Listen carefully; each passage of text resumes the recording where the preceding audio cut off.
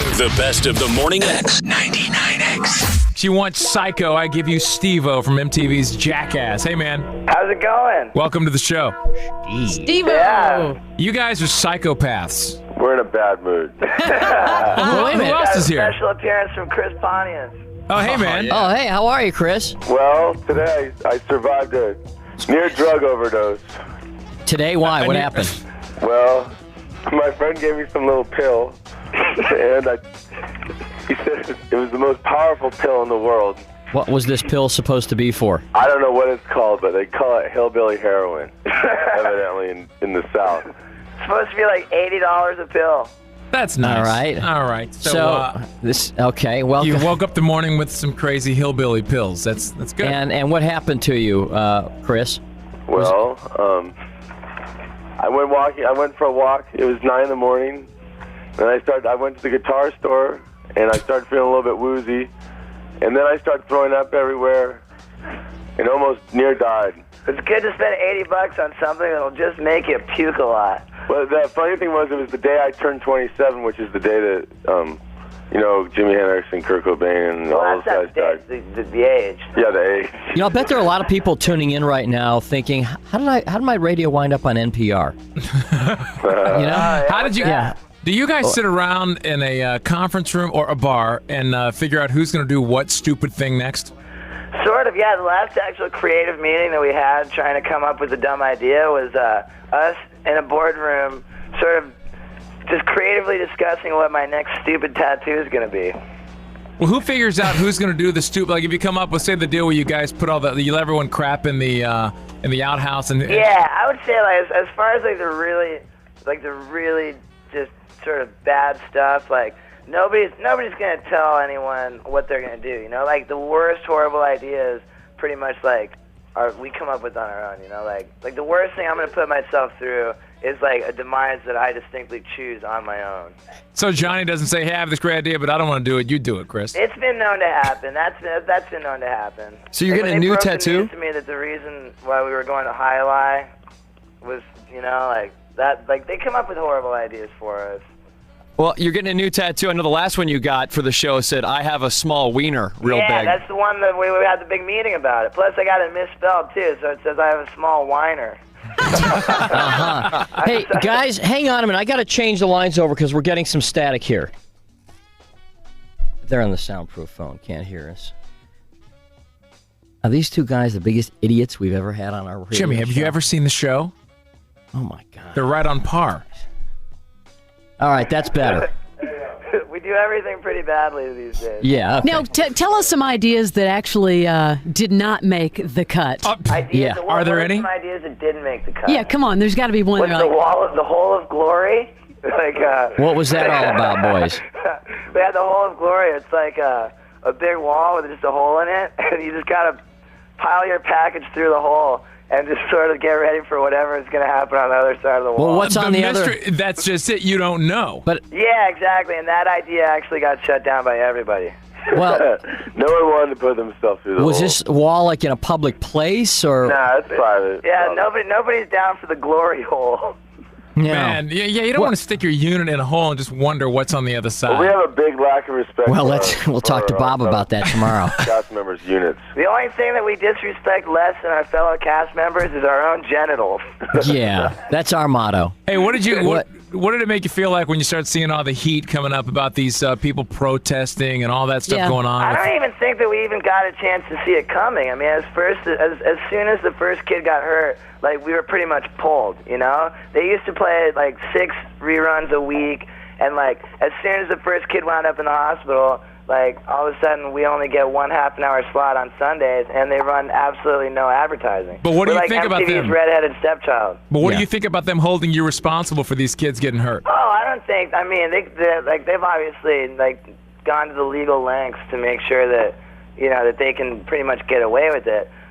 So I don't think we were ever even blamed. I mean, there's not been any like official complaints registered. I mean, they kind of say like maybe we're not the greatest role models in the world, but nobody's trying to accuse us of being responsible for anything that's happened. Right. We're talking to Steve-O and Chris from MTV's Jackass. Hey, Steve-O, that stunt that you did with the outhouse where you went tumbling down the mountain in the outhouse. The old crapper sled. The crapper sled. Now, what were you wearing? I mean, you had to be wearing goggles. I mean, something. No goggles. Well, you did. I did make sure that I pulled my pants down around my ankles. That was about it. Wait a minute. You weren't wearing anything to plug your nose? No, nothing like that. I mean, there was minimal human feces in the actual. Oh, there was. I thought it was loaded to the brim. I mean, no, trust me, it wasn't empty, buddy. So what was that? What is that like? I mean, Well, I don't know. I think there's been I'd say just about everybody, every one of us on the show has had more than one opportunity to play with poo. And then how long? I mean, I can't believe one shower gets that smell off you. Oh, it doesn't. Like back when I did the elephant poo. Yeah. Oh, yeah. The elephant poo, I mean, that's a problem that didn't go away for days. Yeah. Do you have a girlfriend? Do I have a girlfriend? No, but at the time that I did the elephant poo, I did. I wonder if those Until the poo. are related. How did you guys all get together? I mean, I'd say that each and every one of us had already distinctly established ourselves within skateboard videos. You know, everything we weren't really just nobodies that just got kind of handpicked for this project. right. We've all been just hurting ourselves in skateboard videos for. I thought maybe you all met at a home or something. You know, I've always wanted to know, after you do these stunts, it's funny, you see the people in the background staring at you guys, but some of the faces are blurred and some aren't. What happens after a stunt? Do you go up to all these people and ask for them to sign a waiver or what? Anybody ever? It's kind of illegal to just sort of point a video camera at someone and decide that they're going to be on TV. So what we do is we come up with our idea and we go out and film it, and right when we get done, we unleash this crew of people with clipboards that go running up to all the people and say, hey, you just got filmed for this show, and if you sign right here, then we won't have to blur your face. So people have to kind of sign a legal release form, and if they don't, then they're still on the show, but with a blurred face. Quickly, what's the toughest stunt you've had to do?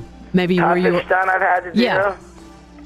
I'd just say that, overall, going for, over a month with 0 eyebrows was pretty much the hardest. Oh, come on. That wasn't the hardest stunt you've done. I mean, dude. What about swallowing? It's all relative, you know? Say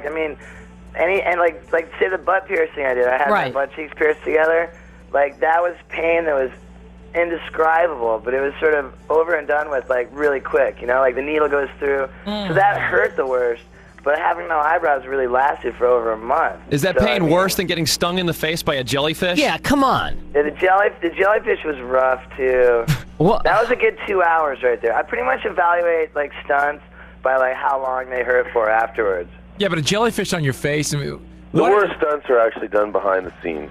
That's true. I don't even want to know what. Give us a quick idea of something that you've done that hasn't made it. That hasn't made it. I mean, that you've done it. I'll tell you this. Right now, you got me and Chris Pontius on the phone, and there's more footage of us that doesn't make it to the show. Give us an example. Well, Chris Pontius just had a big shoot that the producers of Jackass put together to shoot test photos for submission to Playgirl.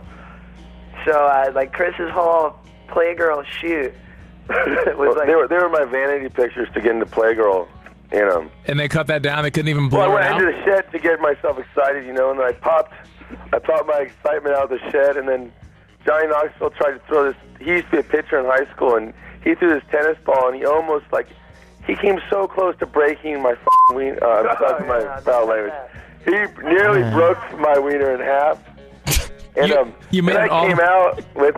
Yeah, let's just say that Let's just say I finished the job in front of 6 grown men. That'll be the DVD. All right, guys. It's really nice to meet you guys. Hey, Bye-bye. it's been an absolute pleasure, man. Thank you. Okay. You boys Steve-O take care. And Chris from Jackass. Oh, this country is in big trouble. The best of the Morning X with Barnes, Leslie, and Jimmy. 99X.